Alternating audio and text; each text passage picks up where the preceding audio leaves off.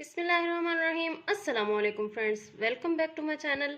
तो जी फ्रेंड्स, कैसे हैं आप? उम्मीद करती हूँ आप सब खैरियत से होंगे। आज मैं आपको पीटा ब्रेड की रेसिपी शेयर करने लगी हूँ, जो बहुत ही आसान घर में आप तैयार कर सकते हैं। किस तरह से बहुत ही इजी तवे पर बनाएंगे हम इसको।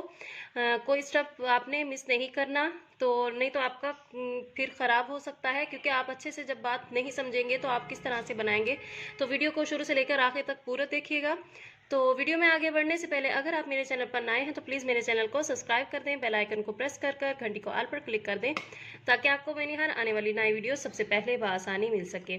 जी तो फ्रेंड्स, यहाँ पर सबसे पहले हमने मैदा 2 कटोरी मैदा ले लिया है, और 2 कटोरी मैदे से हमारे 6 पीटा ब्रेड बनेंगे। तो उसमें हमने 1 चम्मच के करीब चीनी डालनी है, और हाफ चम्मच के करीब हमने इसमें नमक डालना है।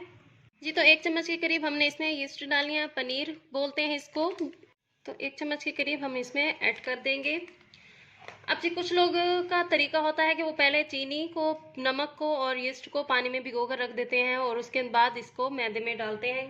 तो वो तरीका भी सही है, लेकिन इस तरह से आसानी हो जाएगी। अब आपने इसको गूंदना शुरू करना है। जी तो अब आपने थोड़ा थोड़ा पानी इसमें डालते जाना है और इसको गूंदते जाना है। तो एकदम से सारा पानी नहीं डालना है। चम्मच को आप रखते हैं साइड पर और हाथ से बिस्मिल्लाहिर्रहमानिर्रहीम तो थोड़ा थोड़ा इस तरह से गूंदते जाएंगे, जब तक इसको अच्छे से गूंदना है कि आपके हाथ से ये चिपकना छूट ना जाए, जब तक इसको गूंदते रहना है आपने।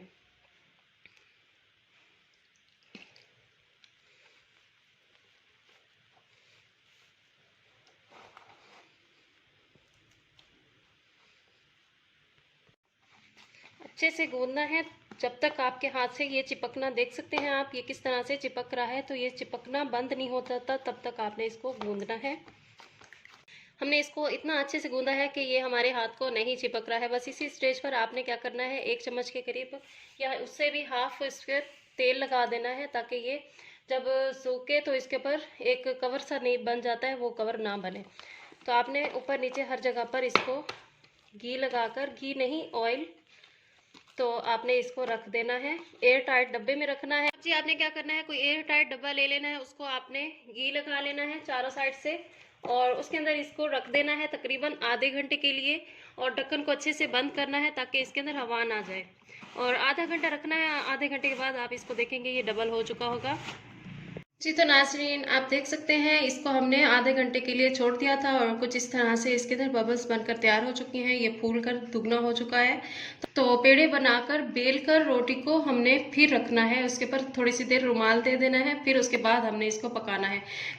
जी तो हमने इसको इस तरह से तवे पर रख देना है। तवे की आंच बिल्कुल स्लो हो, और इसको ज़्यादा नहीं पकाना है। बेल कर आपने इसको रख भी सकते हैं, नहीं तो आप पेड़ों को थोड़ी सी देर स्टे दे लें रुमाल डालकर, तो उससे आपके पेड़ जरा स्टे आ जाएगी, तो फूल जाएंगे, मज़ीद आपकी रोटी अच्छे से बेल होगी। तो फिर इसके बाद आपने इसको हल्की आंच पे पकाना है, ज़्यादा नहीं पकाना है। नॉन स्टिक तवा हो तो आपका सही पकेगा, तो इस चीज़ का ख्याल रखना है आपने। जी तो नाजरीन, ये फाइनल लुक है इनकी। ये बनकर तैयार हो चुके हैं, बहुत ही सॉफ्ट है। आप इसको देख सकते हैं ये किस तरह से सॉफ्ट है, और ये टूटा भी नहीं है, बिल्कुल भी नहीं टूटा।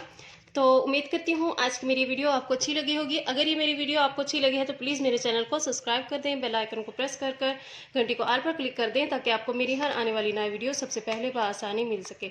मिलते हैं एक नए वीडियो के साथ, तब तक के लिए अल्लाह हाफिज़।